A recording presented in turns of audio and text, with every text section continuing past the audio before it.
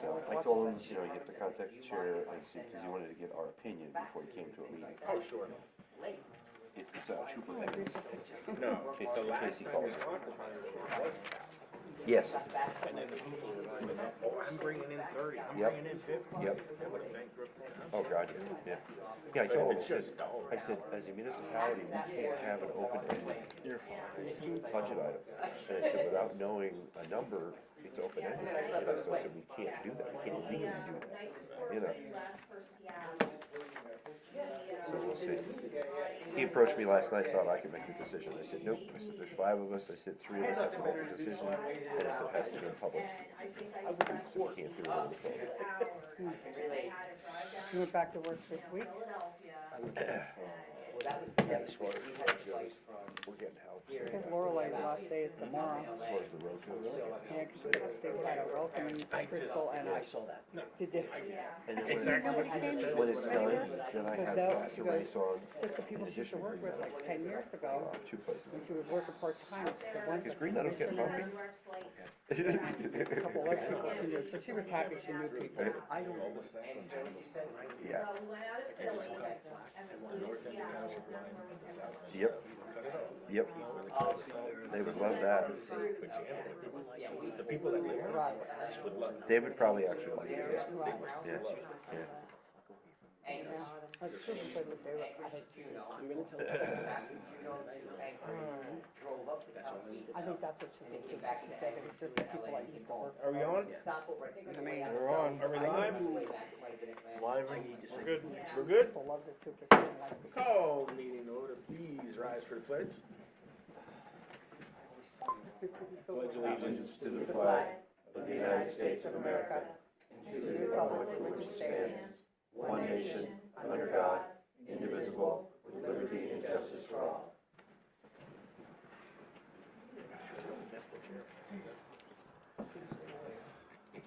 All right. Could I have a roll call, please? Mr. Collins? Here. Mr. Cruz? Here. Ms. Hunsinger? Here. Mr. Schwartz? Present. Mr. Unank? I'm here. All right. First thing on the agenda is we need reading glasses. Yes. Got them on. Now we're hooked up. We have a set of minutes from February 12th. To approve? Make a motion to approve them. I did go back and listen to it, so I'm good. Okay. I'll second. Motion was made by Chris, seconded by Lou to approve them. Questions, changes, comments? Roll call, please. Mr. Collins? Yes. Mr. Cruz? Yes. Ms. Hunsinger? Yes. Mr. Schwartz? Yes. Mr. Unank? Yes, motion passed. Public comment, we have 2 public comment periods each meeting. This one is for agenda items only. Any public comment dealing with agenda items? Mr. Mills, could you identify yourself? Where do you live? Pardon? And where do you live? I said. Yes. Bob Mills, 7451 Township Line Road, Nazareth, PA. I have some comments I'd like to discuss about item B on the agenda. Whether you want to discuss them now or wait till we actually get to that, you guys actually get to that topic, or after the end of the meeting, it's fine with me, it doesn't really matter. Normally it would be just now, and then when we get to it, it would be our discussion. Okay. But because what our discussion's gonna probably open up more questions for you, Okay, and then you'd have to wait till the end of the meeting to ask them, okay, why don't we just bring you into the discussion? works for me. Whatever works best, makes most sense, that's what I'm good for. Thank you. All right, any other public comment? All right. Brent? All right, so item number A, you have a discussion on a rental inspection program. So last month you had asked about, or last meeting you had asked about looking at townships that have rental programs. There's none that have our size program, but if you were inclined to do one, I would just use Northampton Borough's program basis. If you were gonna do anything, I think theirs has kind of been the model for everybody that's more recently doing something. Most boroughs have a rental inspection program. Townships over 10,000 have a program, but not usually less than that. But if you're inclined to do that and move forward with it, I would look at one of the borough programs, if that's how you wanna proceed.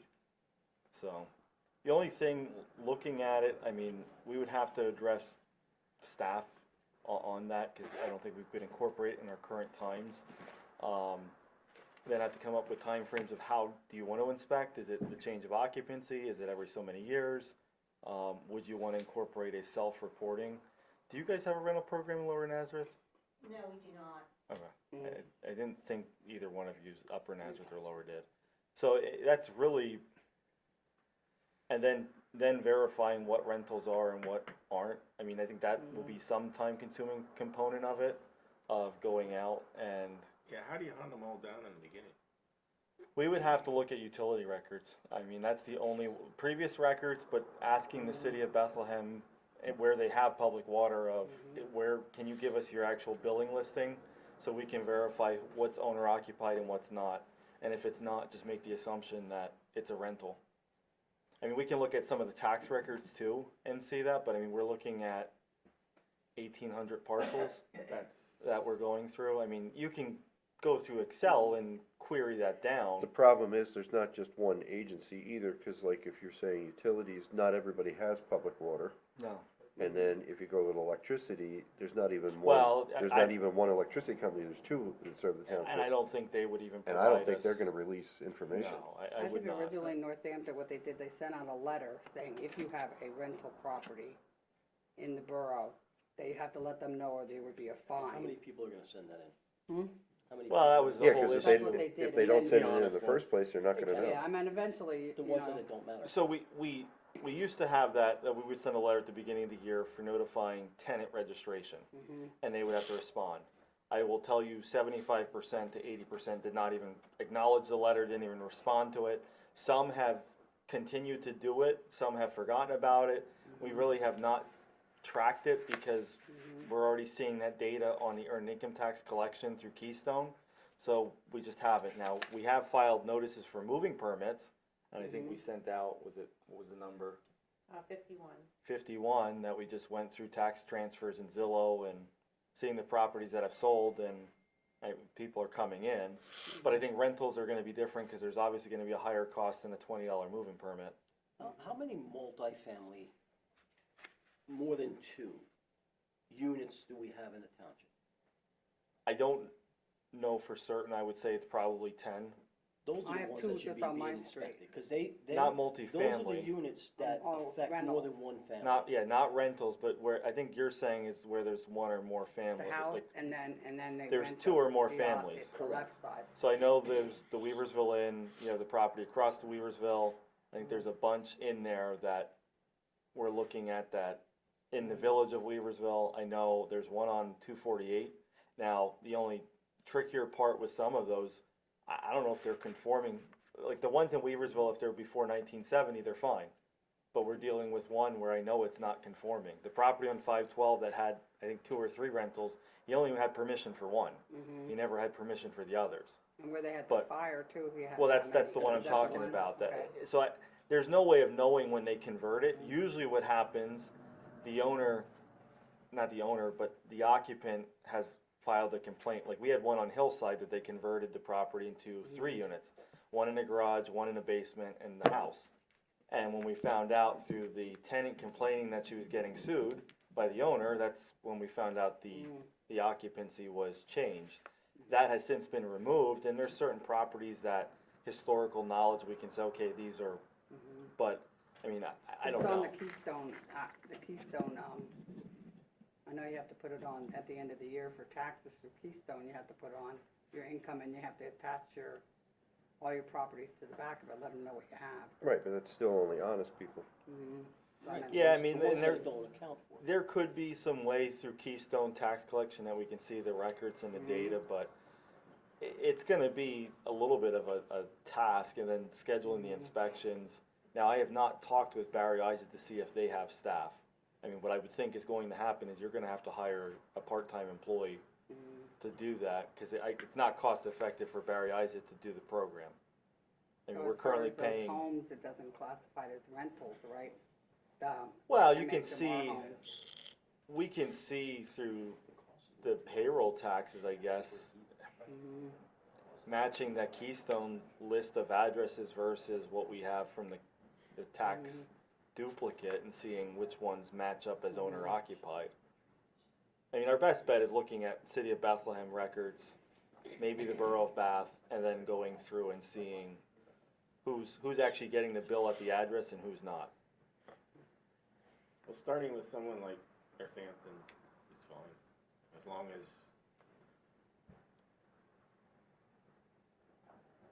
Are if we- they're the person that runs that, whether it's a zoning or build, whatever, They have a separate code officer okay, that, but if they don't have a problem with what they're working with, that would be the one that I would start with. no, and If the there's, one, it's a nightmare, don't use it, I don't even wanna read it. the only thing that I will say that has come out of Northampton, cause I've actually used it in another community Mhm. that has rental inspections, they don't deal with families, so what happens when a family member owns the home and a family member's living there? Now, a lot of them are claiming that they're not paying rent. Now, Northampton has basically said if there's an exchange of rent, you fall under the ordinance. There are some places that have exempted, that they can certify through an affidavit that they're not collecting rent, and if you would find out otherwise, but there's also an application fee for the exemption, it's not like it's just, okay, you've exempted and you're fine. And then the other portion is the frequency of inspections. There's only one property that comes to mind, if it's a boarding house where they may have day to day or week to week, you're not gonna inspect every single time. So you're gonna have to come up with a schedule or routine that they're gonna submit lists of who's in the building, but then you're gonna be doing an inspection either quarterly, twice a year, once a year, something of that nature. Well, even that one of coming in and out, like, you can have somebody in there for 4 months and evict them, and then you have to pay the other $100 again. And you can have another person for 4 months, and then if you evict them, then you pay another $100. It's gonna be more than $100. You know what I mean? Well, no, they pay $100 in It's gonna be more Northampton. than that if it has to break even. I mean, right now, if we're Plus the looking at, 35, so, I mean, And- I think if you go every 2 years, it's more than enough then every time somebody moves in and out, because, most people, they don't wreck a house that quick. I mean, they can, but I meant that, I don't Well, think my the issue is experience. the wrecking the house. I think it's the one that, where the house is already deplorable and they're renting it out. That's, But those are the That's ones what you're you're not worried gonna about. find. yes. Or they Yeah. divide it up into a rental and it's not up to code, and that's why there's a fire. Yeah. Okay. Yeah, and there's really no way of knowing other than neighbor complaints of it. Yeah, 'cause the outside of the house isn't gonna show anything. Yeah. There was one other issue that I can't think of with the Is there a way ordinance. that you can get a digital copy of their I already have it. plan and forward it to Yeah, fire so they well, can he go gave through it to you at the last meeting, Oh, okay. or Because 2 this meetings would be, ago. 'Cause we're also gonna- probably most group homes would fall under this. Yeah, I don't think so, because they're not paying rent, and you can't treat them differently than a single family. So if you're not doing it for all housing, and it's only specific because of the owner occupied, I know 2 of them that are owned by, oh, they're all owned by other, corporations. and they're not But paying I- rent. but I The think- corporation is not paying the owner rent. under the fair house, well, maybe that is valid with the rent, but I'm not Yeah, 'cause the sure. corporation doesn't own the house. Some do. They I usually think just rent Some it. do. A majority I of know them that we have On that one road seen by the park, the corporations own them, I see that going do, straight out. correct. Yeah, A majority of them in the township are, there might be some that yeah. are not. I We thought just they- have to be delicate with the fair housing happening No, and, I fully In understand. Northampton, they're all buying them from Ohio. Some corporations from Ohio are buying all the rentals or making them rentals in Northampton, Judy told me. So they're buying them out of state, which nobody's really monitoring them, and then they're having problems with the clients, but now they have something We that don't if have you're not, rentals like a big borough like if you're that. not really, like within so many miles, you have to hire somebody to manage them. well, that was the issue that I think was really the impetus in a lot of these programs, that you have to have a property manager that can respond when needed.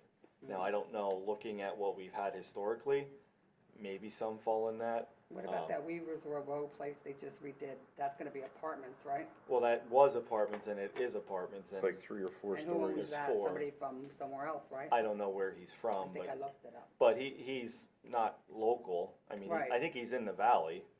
I don't think it's out of state, but, I mean, the other option we tossed around is, we've talked about doing commercial inspections previously for the fire safety aspect. Do you just incorporate part of that into it, into that current section of the ordinance and redo the whole thing?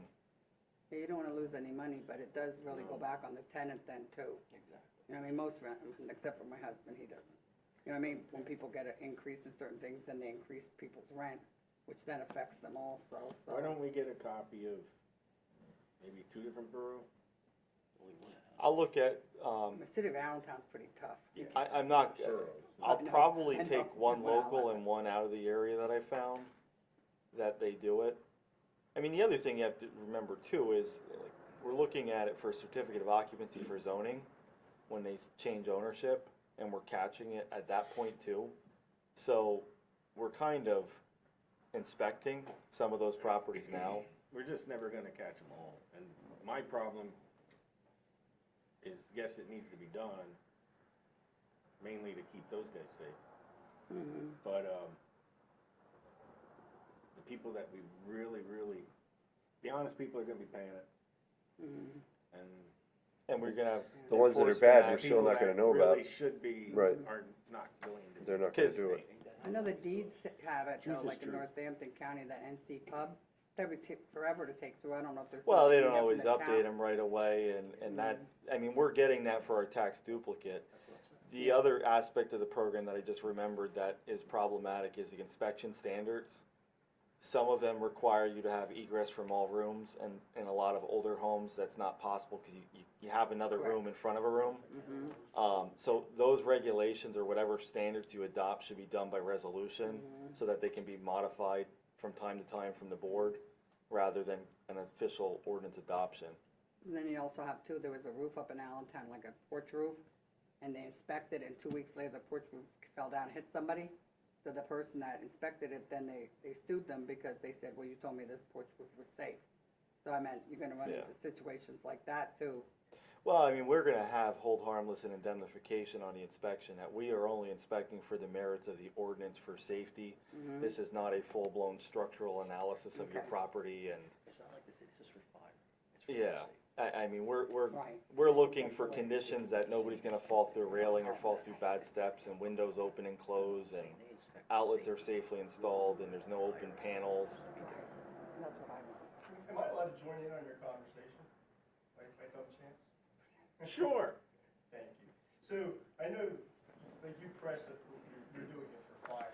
You're not doing it for fire, you're doing it for the protection of the overall people that move into this community. That's what they face, whether it be a complaint that comes through that office or an incident we stumble upon in the township. And I appreciate you look at us greatly looking at our safety, but for us, you know, it's the general person that's living in our community. They're gonna come in here, and yes, it does fall back on the tenant, but I think it pays them as the renter or the property owner to be able to say that we have a facility, or the township looking at this place that you're renting, that, you know, you're just not buying a crap hole. You know what I mean? There's like some kind of guidance behind there, a protection factor, that, hey, if I'm renting this property, I know every 2 years or whatever you decide to go upon, somebody's coming out here to check this property out. So the landlord isn't gonna be like, yeah, hell with you, you know, you have a nice day, just pay me the rent. And being able to communicate with those people, I think, you know, that's what we're looking at. And I know there's a cost factor, you know, that Brent's staying in here. You talked about commercial, which was briefly brought up by him. We just had a scary event. I can't unfortunately give all the information on it, but, you know, we put commercial structures in our township. We have them. We've run into situations, because once they get a CO and they modify these buildings, or they do change-outs and notifications aren't made, it becomes a detrimental problem for our entire community. And that needs to be stressed. I understand there's cost factors behind this, you know, and can we get that funding back through the inspections program? I believe so. You know, there's enough in this township that we're not gonna catch everybody, 100% agree. But when we stumble over a property and all of a sudden they start back talking, you know, that information's gonna come here. People are gonna realize that our community, you know, we wanna have a beautiful community, but we also wanna have a safe community. That you're not gonna come in here and turn it into a slumlord. And that's what we're looking at. And again, with commercial structure, we've had our course of problems. We had an event a few weeks ago, luckily not in our township, that we were all shell-shocked at what transformed inside a commercial building. And that's because it's a lack of inspection. Once you stamp it, CO it, and nobody's going back there to babysit it, unfortunately, that's our world. That's where problems develop. So, I mean, so if you wanna take the smaller step, which is, big for me, is the rental properties, you start there, but eventually it all wraps around itself. And again, and it's for all of us, you know? But if it's for the community, it's not only rentals, we have homes out there that are privately owned that are worse than rentals. Absolutely. But I understand it, but that's your property, you know what I mean? I get it. You know what I'm saying? And that's why I said, I think we should be going after something personally, me, that is more than 2 family rentals, like the big units. Right. Like the Weaversville has multi-units in it. We have single-family homes in this community that are 2-story, that we arrive on, and have you get to the 2nd floor. I I don't agree. know, that's not my property. You have to go through the garage to assess it through the stairs in the garage. But it's being rented out. Is that a single family or is that a 2-family? That's a multi-unit building a single-family resident got turned into. With a septic system designed for one. Right. family, yeah. Exactly. So again, there's another thing that an inspections can pick out, you know, there's. But we're not, what I'm getting at is, I say I agree with this, but like what Roger's saying and everyone here, it's, until something happens bad, we're not gonna know about half of them. Well, I think some of us close our eyes as we drive by and see what's going on in the township. You know, there's filed complaints that come to the office, unfortunately, that we can't take care of, you know, and sometimes I don't think we are taking care of them. Because one, we don't have, I guess, the time with Maggie in there, you know, she's already behind, and she made the comment, honestly, she told me that, she said she wouldn't have the time to be able to do the rental inspection program. And we It's know gonna that. cost us. Yeah, we know that. Let me ask you, when someone sells a house, do we go in there and inspect it before the next buyers come in? Not the inside, only the outside. Because I know that's what they do in Allentown. When we sold one place, More you communities, could not close the deal until they came in and Well, inspected everything. we can't control the closing of it, whether they sell it or not. The requirement of our ordinance is that we do a zoning compliance check, that the property's in compliance. And if you proceed beyond that, you assume the risks of whatever comes out of that violation, if something was installed improperly. And we do those and have not had an issue, because there's a realtor that is an agent that is responsible if you do not, in most cases. Now, some of the renters that are using a realtor and a realtor's listing it, I think they're gonna be fine. But you're gonna have the ones like the guy that puts the sign out, room for rent, and it's a weekly rate. Those are the ones that you're gonna have issues with. But most communities have a hybrid where they might go in, they might have you just hire an inspector. I know during COVID, some were doing self-inspections where you Yeah. just take pictures.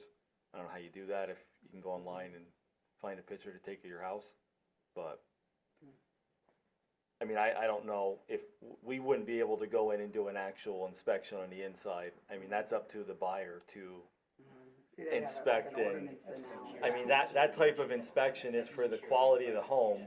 We are looking at basic zoning compliance. So I would not make that leap, and we've talked about taking that section of these inspections for the zoning compliance out of zoning and putting it into standalone category. Cause it really, the problem with zoning is you need to go for a variance if you don't wanna do it or have an issue with it, and it really should not be in zoning. It should be a standalone, that there's a different way. Now, if we find a violation, we proceed with whatever ordinance or code that we have, the violation exists, but we don't go out and, Well, the inspector for Northampton is the police, no, he's the fire chief. the fire chief. Yeah, you yeah, they know. have 2 inspectors. They have So I a don't know how part-time and that works, full-time. how he gets paid to do that or anything. Is but- there any way we could pick 3 or 4 inspection companies, and then the owner has to go out and find their own inspection company, and then all we get back is a form that's filled out and signed by a licensed inspector. We can look at that. I think the problem that you're seeing is most companies are opting out of, there's only so many building code agencies that are in the valley anymore. Most of them are not really too keen. I mean, do you guys have multi-inspectors, or you just use one? We just use the one. Okay. And that's, I mean, I've seen it where in other communities, they've said, look, we're not serving you anymore. We just want to go to where we have one that we're worried about. I'm just trying to throw it back. Yeah, I mean, we can certainly ask. I have no problem reaching out. I mean, Northampton had a guy that was an insurance agent that took the course, and they work part-time, and they go out. And I don't know how that's covered with Northampton, but even the part-time guy, they just make appointments to come out to inspect, and he was an insurance agent, he wasn't any. Well, you have to have some And they're a general little tough. competency of, Well, if he did insurance for homes, I guess they knew what to. I mean, I think anybody can learn what to look for and what's an issue and what's not. I think I'm next. I think the bigger issue that you run into is on some of these, depending on how you set your standards, some homes might not have more than one outlet in a house. Oh, yeah, or the Like, outlets in the floor. And that's where some of them have issues where now you gotta put new outlets in, and why do I have to do this just because of this? Right. So For it's, safety too. I think for safety, a new outlet. Hmm? Adding a Alright. second outlet has nothing to do with safety, it's I know, code. but a lot of them are ground in the old houses in Allentown, Why don't we, and they're on the floor, so. we don't even know what they're gonna be looking for, we don't know what the basis is, so why don't we get 2 ordinances, None of mine are and because I have the wiring. at least we'll be able So to I read can't through sell my them house. and find out what other You're municipalities right. are even looking for, Yeah, 'cause your other house is than old. Stuff. Yeah, you're right. I mean- safe egress and. yeah, the main thing is how far do you take it, Right. and then how do you implement it Yeah, it would really. on go it. on a Right. house. So I can get you samples, and, I don't care. Anyway, I mean, I there are, think for I mean, safety, we should- there are smaller especially communities if that do it's short-term calls. rental inspections, but that's because you're renting out your house to a family and you're leaving, and it's more of a hotel. I mean, we don't have any that are doing that. We had one, but that has stopped. I don't think there's anybody sitting up here that doesn't agree with the possible need for it, it's just how to make it work. Correct. If you have the opportunity, I know when it's a touchy subject, I know Mr. Mills agrees with me, with the full-time zoning officer that's dedicated to our community.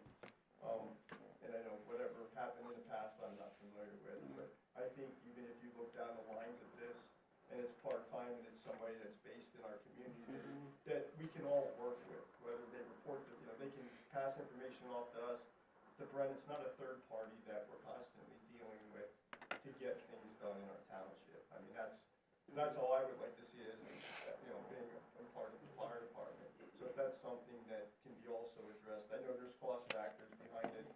There's a lot of pieces to this puzzle, and it's not something that's gonna come overnight. But at day's end, for all of us, you should feel good about it if it does get implemented. And, God forbid if something does happen, it's not our fault, we tried. Whether you're honest or dishonest, we had programs in place as a community to protect people. And then it comes down on the landowner. And also like with the lack of housing now too, I know my aunt lives in Union Boulevard in Allentown, and every one of those houses made it a 2-unit now, and put another unit in the basement, but nobody ever had any kind of, things on their windows, and there's like 5 of them in a row now. And I thought, well, if something happened to them, I mean, people are doing that to pay their mortgage down and also to help with the housing when people need housing. So, I mean, I think we're gonna just see more and more of that, but. All right. So Brent, why don't you go out and get some and distribute them to us and All right. keep it on next month's, workshop, Yeah. please. Now, if the meeting agenda is light, are you okay with moving it up to that meeting? As long as you're ready for it, sure. All right.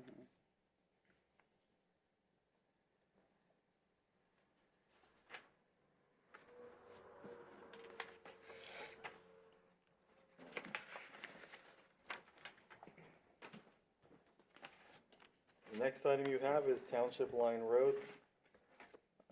Lori is here and Jim think was working with Justin over the past couple of days. So the short version of everything is, Justin and I worked together, we've tweaked the scope of the project. We have cut back on the width, we've actually decreased the length a little bit. And then, I'll use the term, we sharpened our pencils, so to speak, as opposed to what was submitted in the original grant application.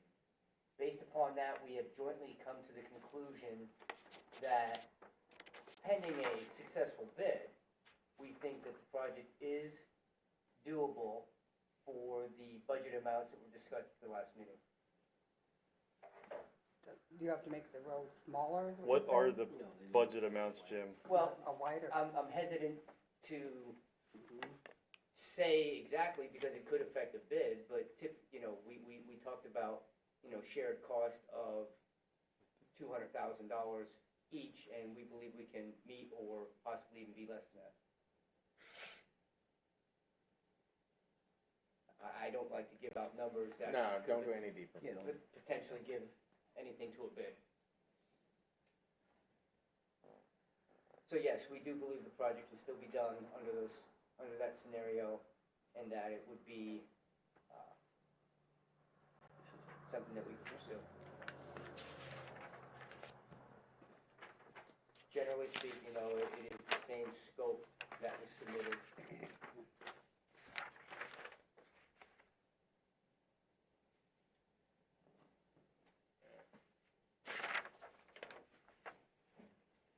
You got me? I would just say that, Lower Nazareth is excited to have this partnership. We're, thrilled that this grant money came through. We think this is a great opportunity to address a road that is in extreme disrepair, that affects both our townships, and so we're excited about this.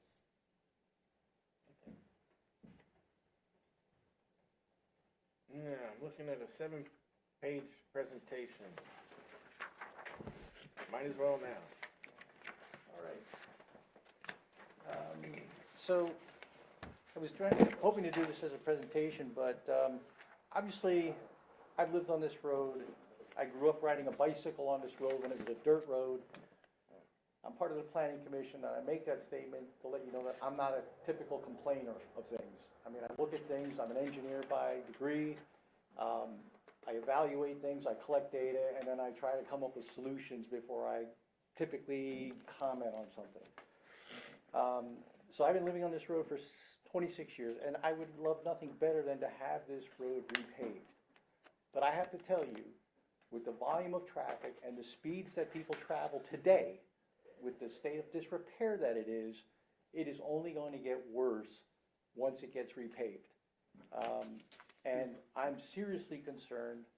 I know we did a traffic study, and I think it was back in the 2019, 2020 timeframe, and I think it was 80 miles an hour, but it was 70, 80 mile an hour range they clocked people at, and that was back in 2019.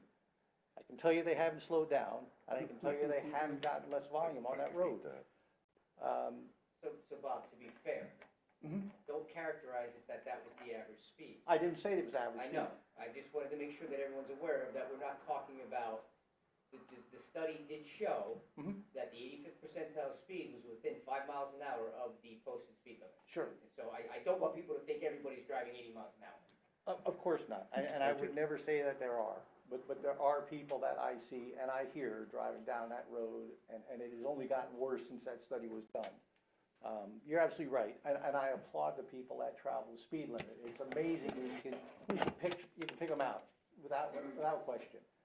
The key thing is, I went to Lower Nazareth and I asked them, Colonial Regional Police, I asked them why they didn't maintain that road, patrol that road.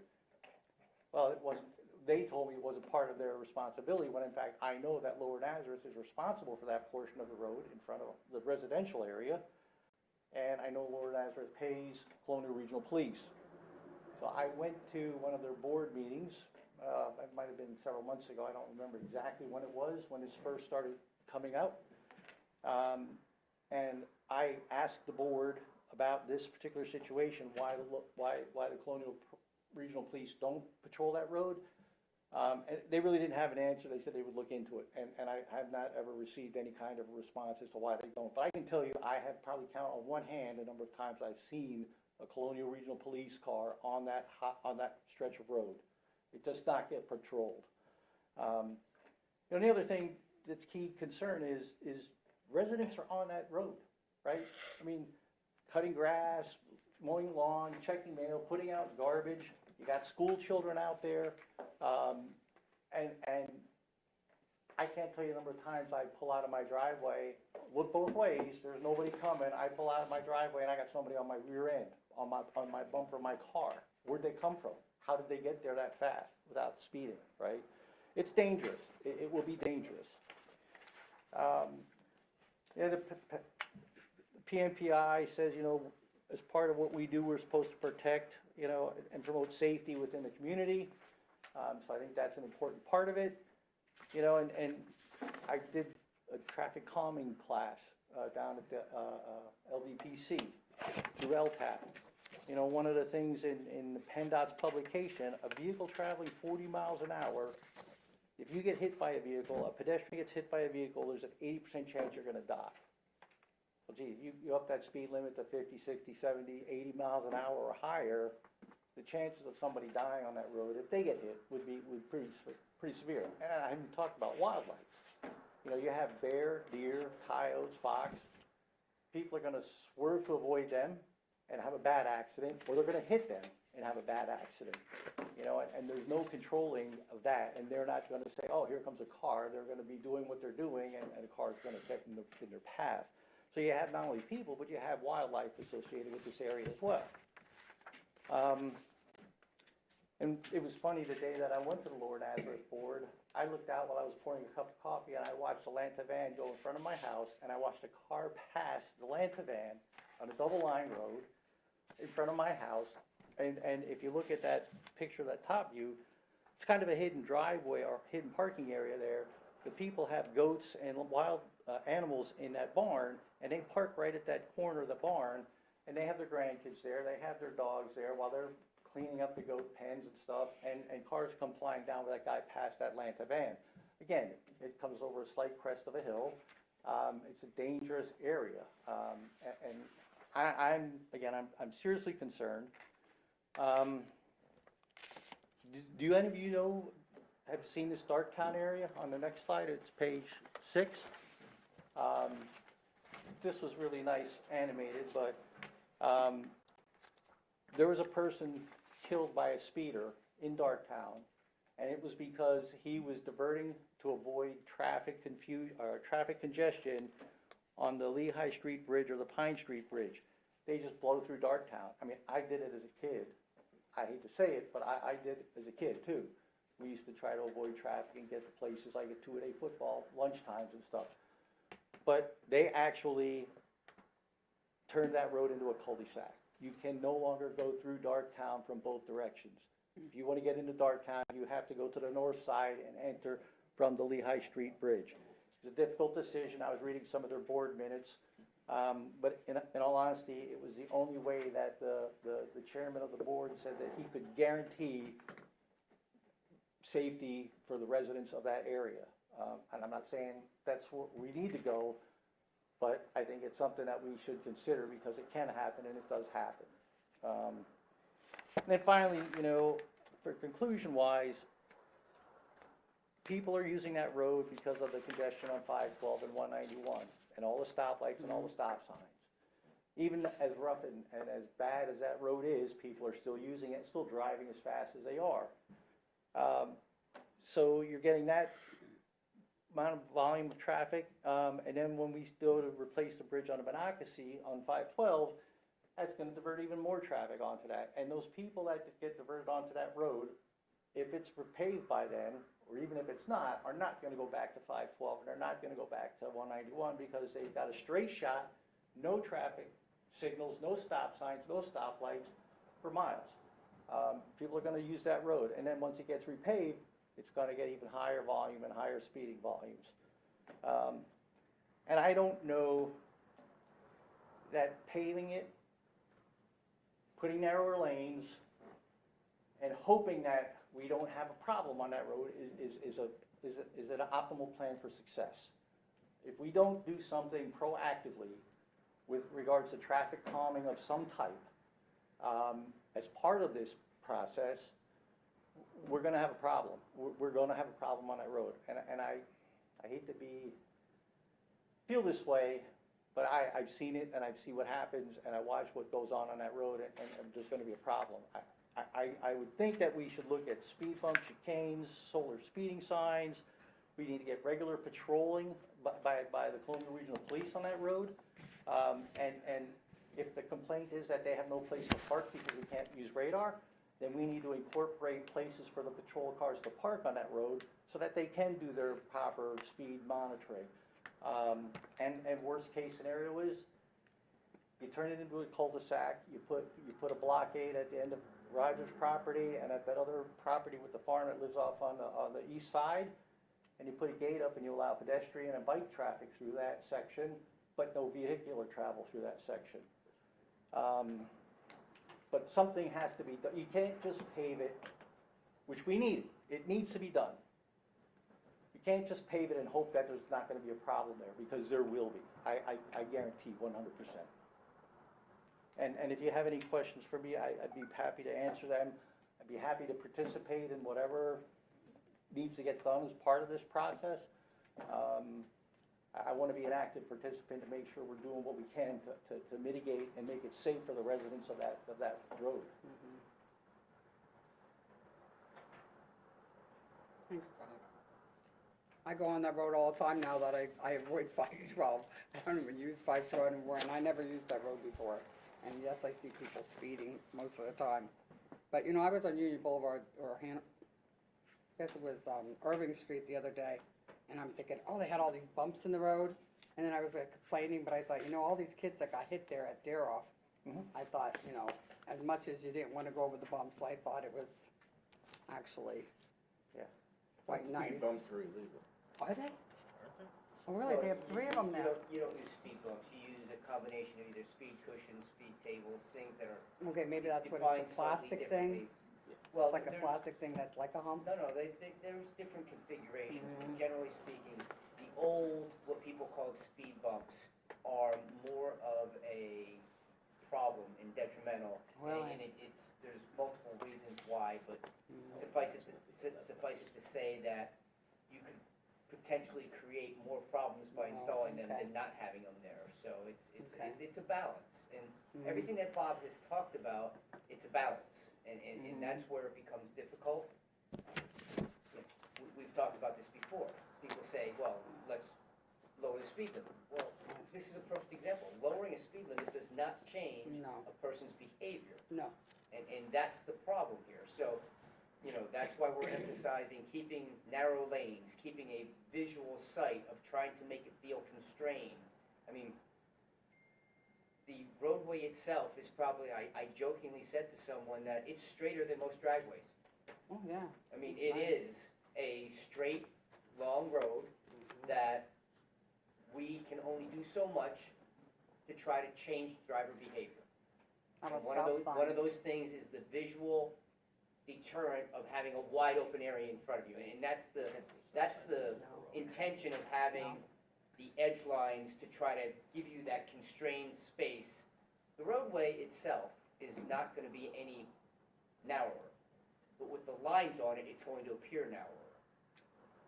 And that's part of, again, Bob's going to sit there and shake his head at me and say nothing's going to work, but in all honesty, every road in our township is like this.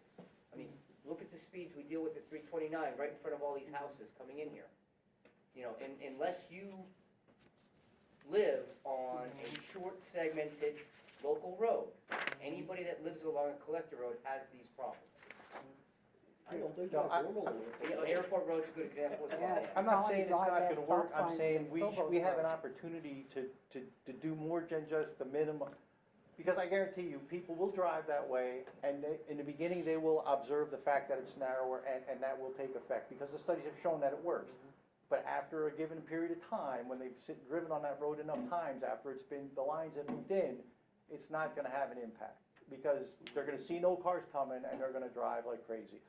That's where I think we have an opportunity to implement multiple speed calming activities to maximize the potential for success and have a safe situation at the end of the day. If we just look at one and we don't enforce the speed limit, because you can make the speed limit 10 miles an hour, but if you don't enforce it, who cares, right? You can make it 35, but if you don't enforce it, who cares? And technically, Lower Nat, Colonial Regional Police should be patrolling that section of the road where the residents are, but they don't, right? Because they're part of Lower Nazareth. Lower Nazareth contributes to their budget. They should be patrolling it, they don't. Well, that should be changed too. We need to make sure that happens. You know, in most of the road area south of Rogers tree line, that's all in farmland preservation. That's never gonna be developed, right? So there's never gonna be a volume of traffic on that road from, an increased volume from local residential areas or businesses in that area. It's just not gonna happen. The only place that it's gonna happen would be north of where Rogers' property line is. But again, I think this is an opportunity where we have an opportunity to do as much as we can to make sure that it is safe, so that we have the maximum opportunity for success. Rather than sitting here, I don't wanna have to go to Cody and go to a funeral at Cody's because one of his kids was waiting for the school bus and got hit by a car going 80 miles an hour down the road. None of us wanna see that kind of thing happen. If we can avoid it within the scope of what we gotta do, I think it's for us to do that. But anyway. First thing out of my mouth when we first started talking about this is, we need a cul-de-sac, turn it into two different roads. Sure. Realistically, how would that happen? The only place that would make any sense would be north of me. Right. And that person that owns that would never give up that road because that road's valuable as far as development goes. As far as development goes, well, and again, you know,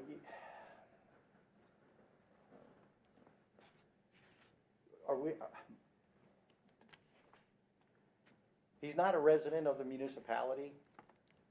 You're talking to a resident of the municipality. I mean, I can't speak for him. You talk about Jandal, that section to the west side, or to the west side? Yeah. It's both sides, isn't it? Yeah. No, it'd just be one. Up farther, it's both sides. Okay. Yeah, up further it is. I don't know. Oh, or Steve Fain alone. I mean, it makes a lot of sense to me, and I know it's not something that people would want to do, but if we're not gonna do that, then again, we have to look at implementing other methodologies to make sure we're doing what we can to make it safe. Like I said, if we hope that it's gonna work by just repaving it, narrowing the lines, then we're kidding ourselves, we're sticking our head in the sand. I don't think we're doing as much as we could to make sure that it's safe for the residents. Yeah, but in my neighborhood, we have a half a cul-de-sac, and people go flying about 50, 60 miles an hour around that, it's like, whoop, just like that, you know what I mean? So I meant just people. They didn't fly before we paved it, Georgie. Huh? They didn't fly before we paved it. People just drive fast. They do, they do, and people aren't. I get passed on that road all the time when I go up the speed limit. People pass me on your road. I got passed by a car at the Silvercrest Township Line intersection. He followed me up to the intersection. I was slowing down within 20 feet of the stop sign. That Mercedes blew around me, blew straight through the intersection, and kept right on going towards Main Street and back. You know, that's a bad intersection there too. That house is in significant concern, you know, again, the truck traffic trying to make turns there where they're not supposed to be there. That's another area. You put a cul-de-sac there, you don't have to worry about trucks making that turn anymore. Even Colony Drive with all those stop signs, people can fly right through them all. Yeah, they do. You know what I mean, I'm amazed. Some wise man on this board says people don't read, so it don't matter what sign you put up. People can't read it. They're American, they don't read. Well, I don't want to take up too much of your time, but I guess I look at it this way. I know this is coming. I can say nothing, and then we get what we get, right? If I say something, at least there's an opportunity to potentially get something better than just bare minimum, right? So I have to come in and I have to make my statement, and I have to make it known that I'm concerned about this project. And I will do, if you need somebody to sit in on something, I'll sit in and review stuff, I'll do whatever I can to help make this a success. So, May I say something? Most definitely. Thank you. You know, under the second-class township code, as elected officials, both on your board and my board, you're charged with the duty of the public health, safety, and welfare of the constituents that you serve. And, you know, one of those requirements is that we maintain the integrity of our infrastructure. You know, the sad thing with our infrastructure, both probably in your township and ours, is that it doesn't keep pace with the development that has occurred. And what happens is, as Mr. Mills pointed out, you know, the volume is increasing, you know, the traffic concerns are going to be a huge issue. I'm sure, Brent, you know, one of the biggest complaints you get on a daily basis is people speeding. And I know it's what we get a lot. You know, as municipal officials, you know, there are things we have in our control and there are things that we don't have in our control.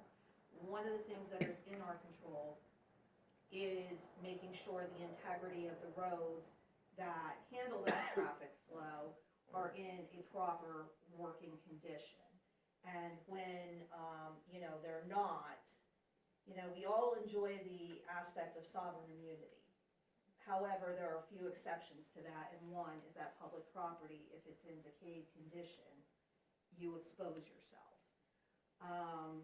The one thing we can't control is people's behavior. And, you know, I mean, that's why we have laws, because even then, we can't control people's behavior.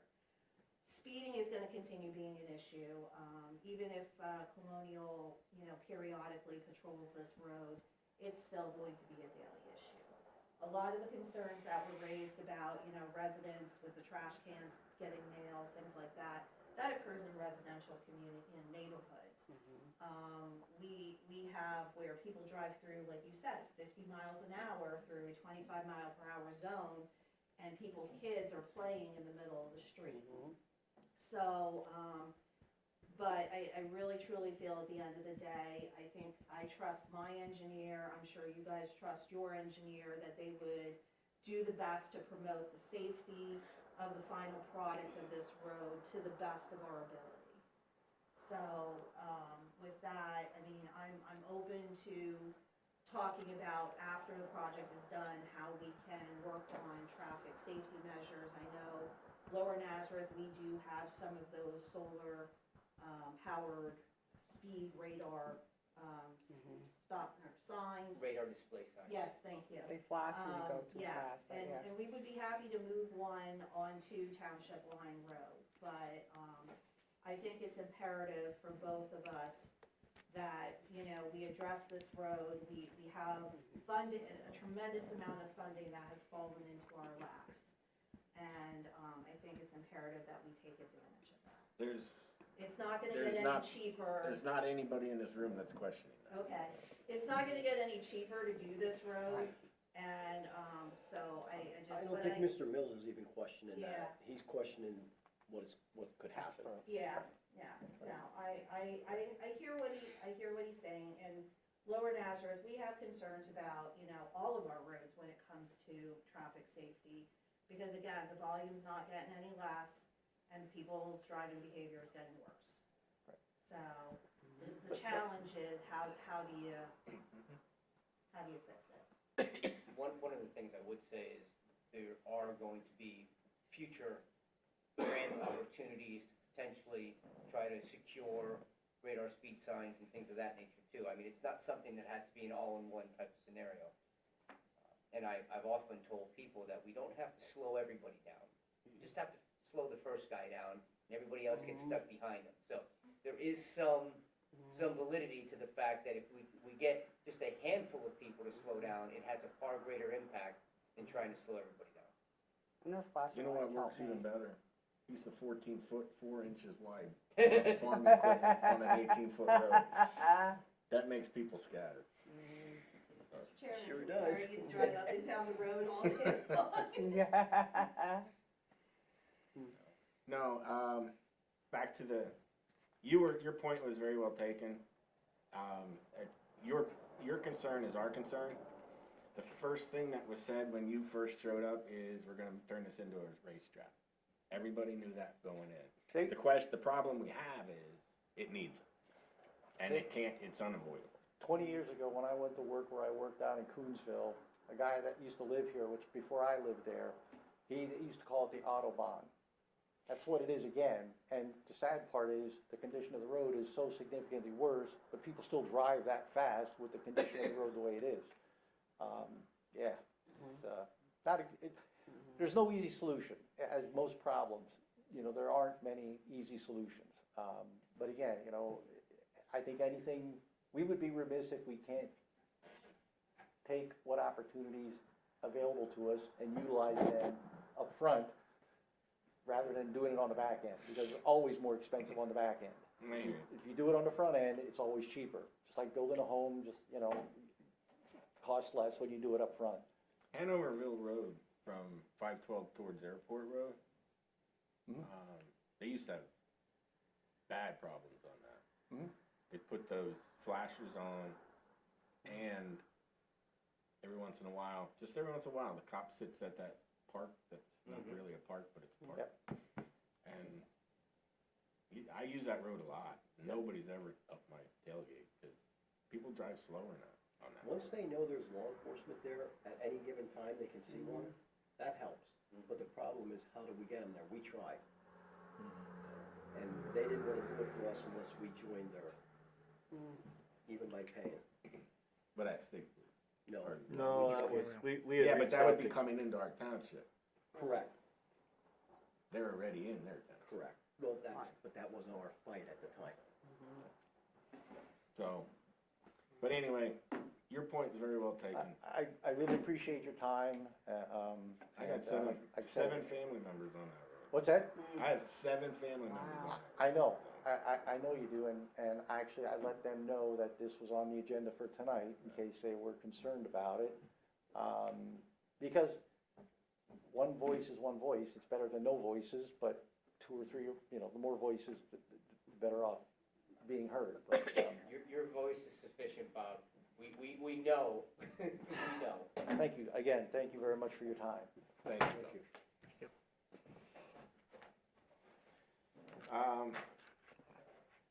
I don't want this to go away.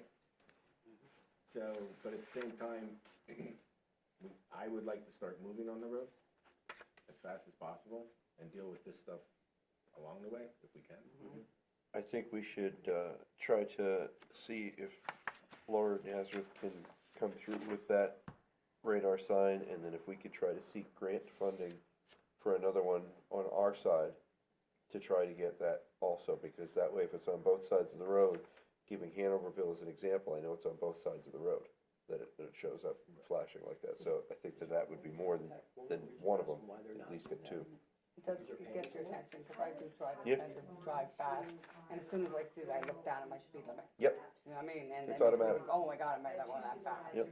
You know, because I do have. You know, if you go too fast, it won't agree that. Hmm? I spoke to Chief, he told me it's because there's no real place for them to Really? go now. Oh, I must not go that fast, I just see it blink at me a lot. Somehow I know.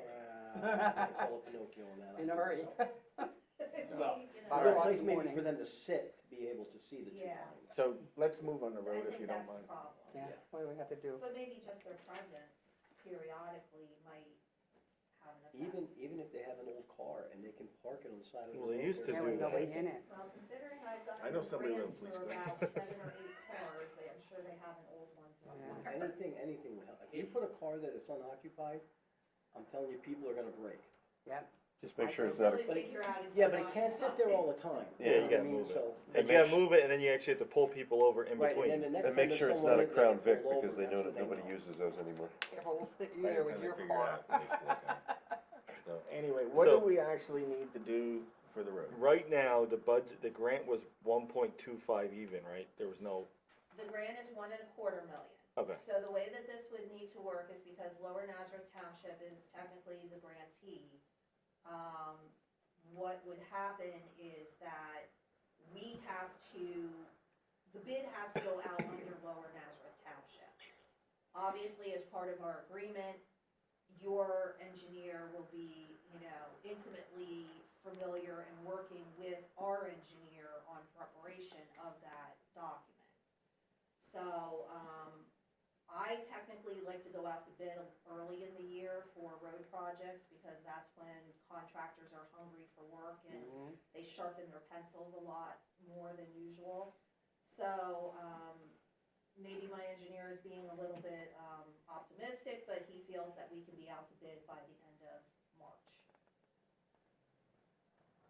So- Justin and I spoke this afternoon about the different methodologies of going to bid and things like that, and we both agree that this type of bid is something that should be relatively straightforward in putting together and tailored more towards what we consider a hybrid of the PennDOT Municipal Services contract style, which makes things a lot more efficient, a lot less cumbersome, and also has a tendency to not scare people away, like when you throw this one at them that's that thick.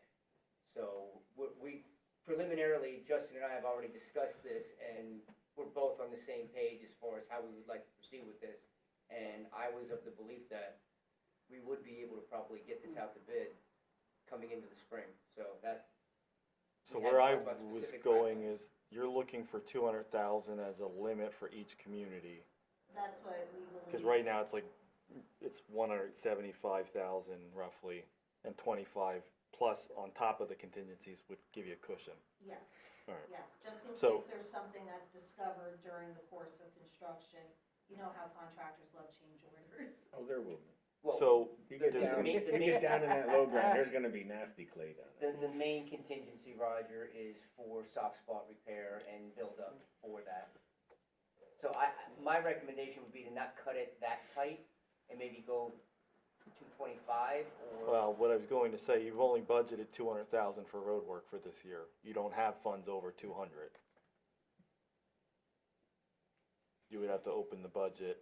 I mean, we can deal with contingency items as they come up, but you would not have to make another motion separate outside of the budget if Lower Nazareth is advertising and doing all of that. Now, the inspections and engineering, we're just kind of eating that cost. We're not looking at for matches or anything. Yeah, So however you handle that in the grant administration, I think we're fine. yeah. The $200,000 would strictly be for the construction work. You know, your side would be paying for your own engineering, just as we're paying for our own engineering, and inspection services. So that would be outside the scope of that $200,000.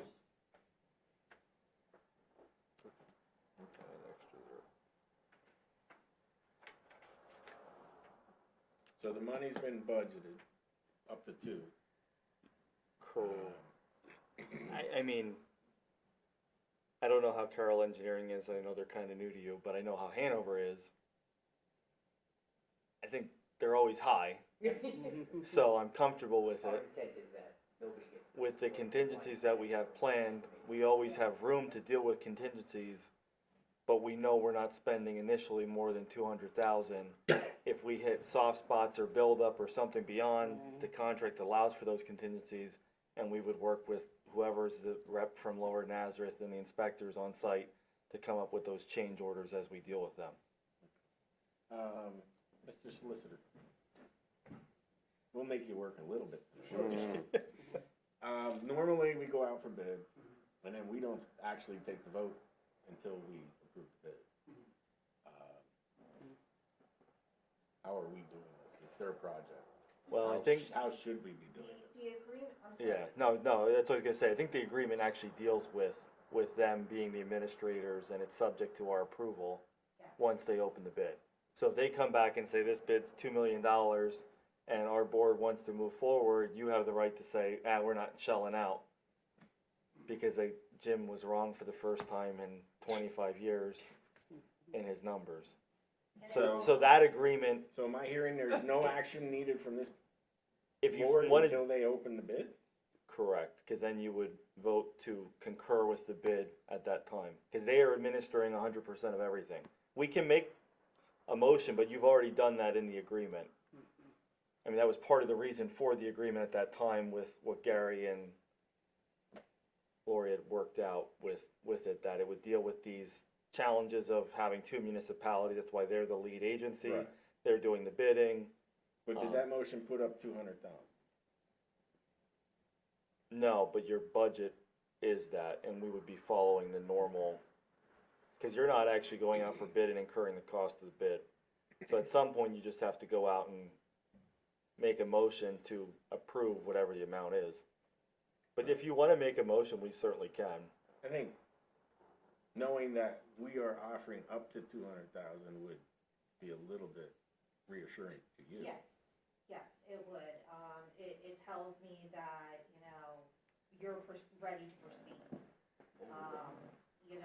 So I think if that's the case, obviously making a motion that's consistent with the agreement isn't gonna hurt. No. So, It's just gonna clarify, and then you Yes. can go back to your board and say, Yes. listen, and Jim can start working with Justin on the bid specs, to get it out to bid as soon as possible. Now, I will say that the one thing that is gonna hold us back a little bit, and hopefully will not be a problem much longer, we signed the, grant agreement, but until we get the signed agreement back, we have to hold off on going to bid. I'm hoping within the next 30 days that will be rectified. And that's the grant agency, that's not something that's Yeah. in any of our control. right, but if you guys are, all the ducks are in order, it can go out the day after the signature. Absolutely. Okay. So then are you looking for a motion for up to $200,000 for the road improvement for Township Line Road? Yes. There's my motion. Second. Okay, motion was made by Chris, seconded by Mark to encumber up to $200,000 towards the project with Lower Nazareth for Township Line I Road. forgot that. Sorry. Questions? No. Would that be pending the bid, or just? No, they're gonna have to come back for the bid. They have to come back for that. It's just letting them know we're still backing it. You'll see my face again. Any other Welcome questions? anytime. Questions? Roll call, please. Mr. Collins? Yes. Mr. Cruz? Yes. Ms. Hunsinger? Yes. Mr. Schwartz? Yes. Mr. Unang? Yes, motion passed. Thank you.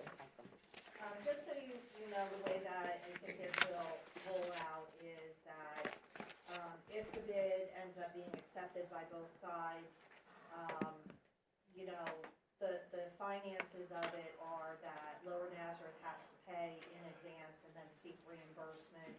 So I will work out between me and Brent how, we're gonna work out the billing, for East Allen. I'll give you an IOU right now. Check the mail.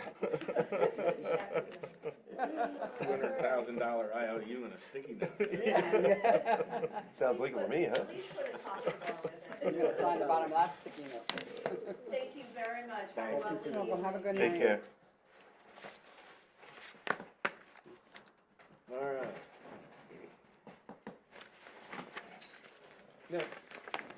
All right, speaking of cost increases, I'm glad you all are sitting. So, our fleet is fine, but we've always been proactive in replacing trucks. The last time we replaced a single axle and a tandem axle plow truck was in 2019. They were needed at that time.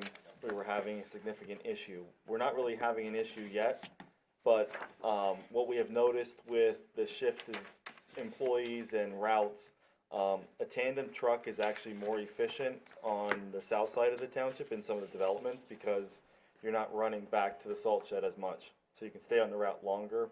That route, one of those routes includes Hanoverville Road and the new development off of Hanoverville and Glenmar and Lilac. So what we're looking at is a replacement of one tandem axle truck. It would replace a single axle truck, which we would then be selling. We would sell the oldest unit, which is our backup, and keep the replacement unit. There's nothing really mechanically wrong at this time, but the other one is starting to have some issues with the body, we replaced rims, the brakes. It sits a majority of the time, so that's probably worse for it, and the age of it is a 2004. So it's about 22 years old. So we got pricing, which I have provided to you.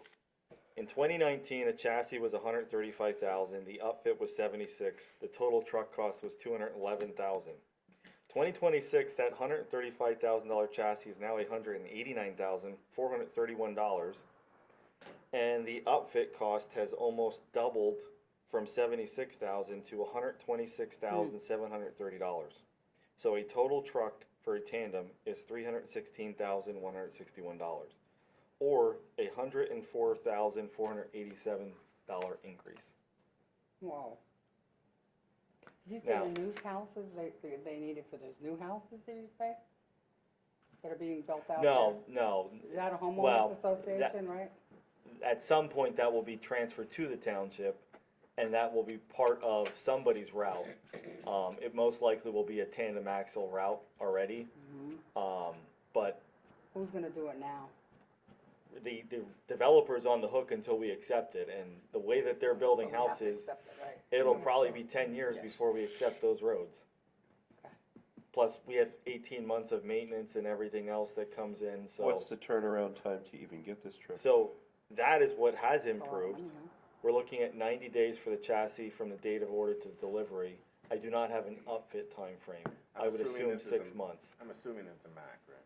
It is a Mac. Yeah, so So, we're talking at least 6 months. there are other vendors out there. We did do a review in 2019 at all of them that we went out. Mac was the more expensive of them. The Peterbilt did not give us a quote. They walked away from it. Western Star at the time did not do a full frame extension. Freightliner was probably the next closest. We had bad luck with them. Yeah, those trucks were undergunned though. It wasn't the name on that truck, it was So- the We had build. 2 of them, Joe. Yeah, They were both light duty trucks, yeah, they were. expected to be heavy duty. We And- asked too much of those trucks. International, I think the department liked. The problem with International was those trucks were a little bit wider than the Mac in the actual overall cab and everything. So it gave them more room, but it made for a wider truck in the end with the plow. So I mean, we certainly can go out and look at them. What I will say, they're going into a Tier 5 emission standard, which is going to be effective immediately next year. So, So you need to get it now Mm. to avoid the new correct. Tier 5. 300,000. Can we put a plow on a fire truck? City of Buffalo does. New York puts them on garbage trucks. What does that mean if I? Yeah, but the garbage truck's 300,000 too. Emission standards. Now, we did get another quote on the upfit, and it was 140-some thousand. So it's probably, you're not gonna save on the upfit. I mean, I jokingly said to Tom, we can go to a steel body instead of a stainless steel, but Yeah. you're not really gonna gain much of a price difference to make up the material. Right. Alright. So there's 2 thoughts that come to mind. Do we want to pay out of our reserves for this potentially? Or do we want to go out and do a lease payment for it to kind of give us a buffer with some of the projects coming up? That it's a lower payment, but we're paying interest on it. I'd be interested in seeing the 2 numbers. Okay. See What's what the the interest? difference is. I'd be interested in seeing all that. Right, before we I make a have not decision. reached out to a lease company to see what's out there. We used to deal with Fulton. The only problem I had with Fulton was they wouldn't let us pay it off early when we offered. Oh. They made us go to term even with the interest calculations on Oh their my God. amortization schedule. Oh, that was, somebody didn't read the contract close enough. Yeah. You can't go to the embassy? Embassy does not do leases. They would send us to somebody else. And there's plenty out there. I think interest rates are a little bit higher than what they were at that point, but they're probably closer. It's just a question of how much do you wanna potentially outlay this year with everything going on. I'd Like- like, at least like the, Yeah, no, and I was not expecting you to make a decision, especially with lead times of 90 days. Get the numbers both ways and see which works for us. So I guess the first question is, are you comfortable with the chassis being a Mac, or do you want us to look around? I'm happy with the Mac. The one thing I will say is they're uniform. The parts are generally the same. We've not had terrible issues with them. Most of our issues have been more user error in some degree. I mean, you can't let the truck run out of fuel. Yeah. There was one year that we had the first tandem, which has now been sold, that the regeneration system for the emissions was horrible. And basically, when it went to regen, you had to park it, and wherever you were at, if you didn't get to whatever, when the light lit up within like 2 minutes, you're parked on the side of the road and you're sitting for an hour while it regens. Now today, that technology is a little bit different. They regen while we run. My truck always tends to do it as I'm backing in the garage, and I'm like, really? I'm like, that's what I don't want the high idle on. Yeah. So. And then my other, just, I don't think the price is gonna change, was you look at doing two, knowing that the standards are coming. When would be the next one due? We don't really have a schedule right now. I can look at the years. There was a couple years where you bought them like every other year.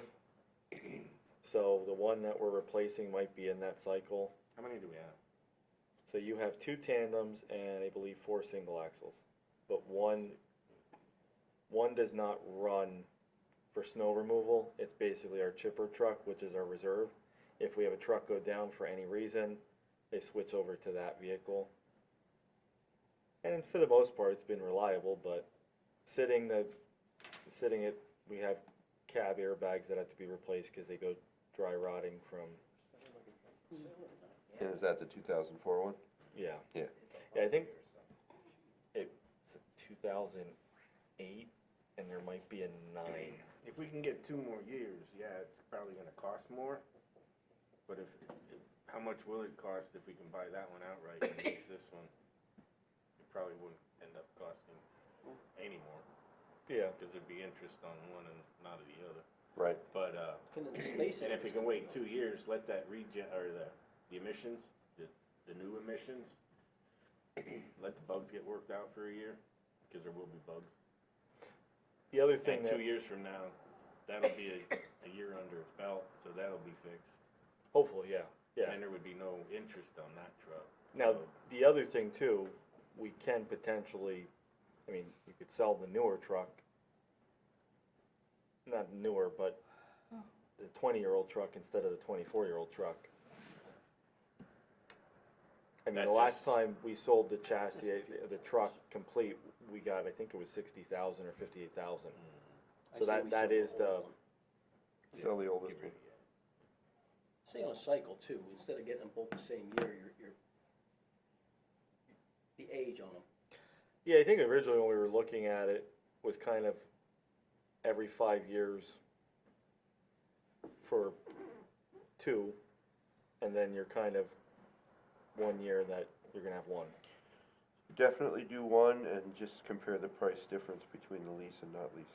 Okay, I will work on that for the next meeting and come back with it. I mean, the quotes are pretty much good, they're CoStar's pricing, so.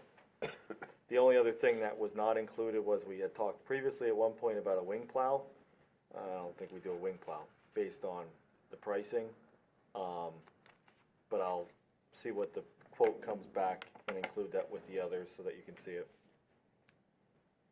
Now, the only thing that might tweak a little bit, on the one quote, the plow is a root plow, which is a manufacturer that we probably would not wanna go with. correct. So there probably will be an increase on the plow itself.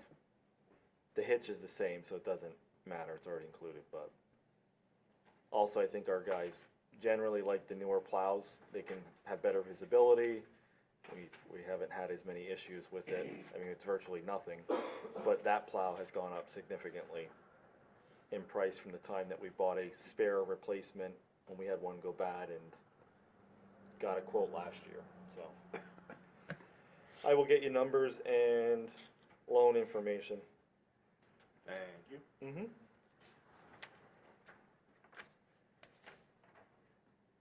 That is it. Any correspondence? No. back to public comment, anything. Bob Mills, 7451 Township Line Road. So, with this project on Township Line Road, Lower Nazareth, it was the initiator of the project. I don't know if it's possible, I don't know what the agreement says, but being who I am and the way I think, since they initiated the project and we're donating money to them, I think we should get something out of it. And I would like to see out of it would be a schedule that they would provide us, that Colonial Regional Police will patrol that road.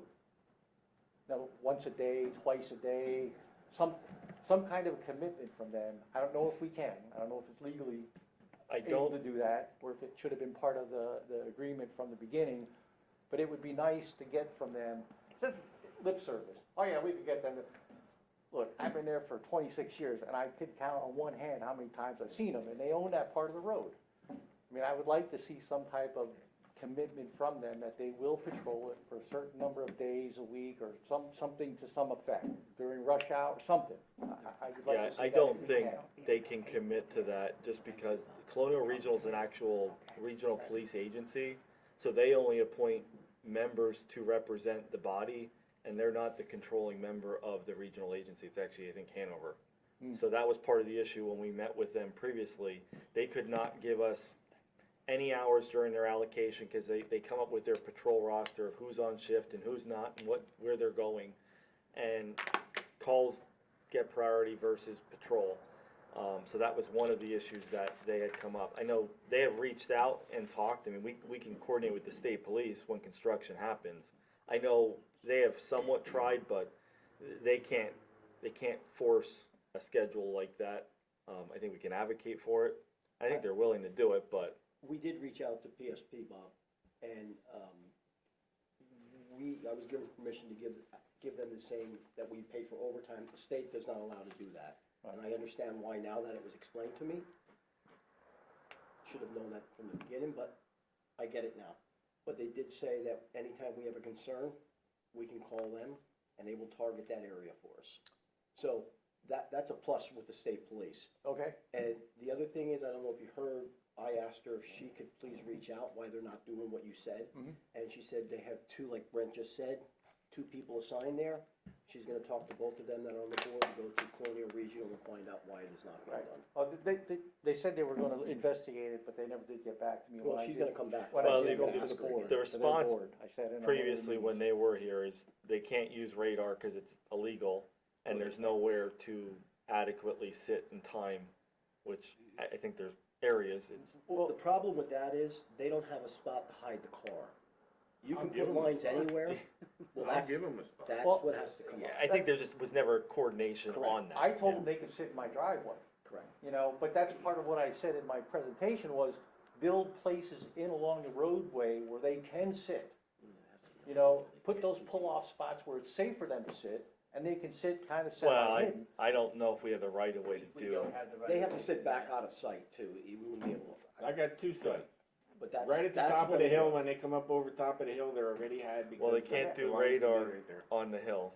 No, you have the lines, You right pay at the the top of the hill, and they Yeah. won't be able to slow down fast enough. I meant for the state police. No. That's And then always at the, the north end of the Miller property, you can just, I'll stone it. They can pull right into the fence row. Cause I know it, I'm not joking, everybody knows it's bad. Yeah. If it takes me to donate 2 spots, I'll donate. But I 2 think spots. Brent's right on that. I think the coordination on that needs to be done. They don't know they have that property, and if they have a place that they can sit, I don't see why they can't do that then. The other question I had, was my understanding that there was a traffic parking kind of study done for Jacksonville? I ran into Jim one day, he asked me a bunch of questions about where people could park, access to the alley, things like that, and I got the impression that they were doing some kind of a evaluation of the parking situation in Jacksonville. Is that true? Do I Yes. understand that correctly? Was that ever completed? Did that ever get done? No, in fact, we're looking to meet with Public Works and Emergency Services Okay, as the final thing. We have a preliminary recommendation, but I wanna run everything by those guys and get final input from them before reporting back to the board. Okay, okay. And the only reason I asked that question is my father complained to me, since he knows I'm on the board, or on the planning commission, they could not deliver propane to his propane tank on the side of his house because there was a car parked too close to the turn to go down the alleyway, and the propane truck couldn't make that turn to get down there, so they just didn't deliver the propane. Luckily, he has electric backup, so it was no big deal. They came back later when the car wasn't there. He asks me about it about every week when I see him. And Good thing that's happened. that's part of our recommendation, is absolutely no parking in that area, Bob. Okay, fair enough. Thank you. Thank you. Any other public comment? Nothing tonight? You want something? I wanna go home, son. Okay, Can I make a motion? Georgianne? I make a motion to close the meeting? Second. Motion is made by Georgianne, seconded by Mark. All in favor? Aye. Opposed? Go home. I'm reading between the lines.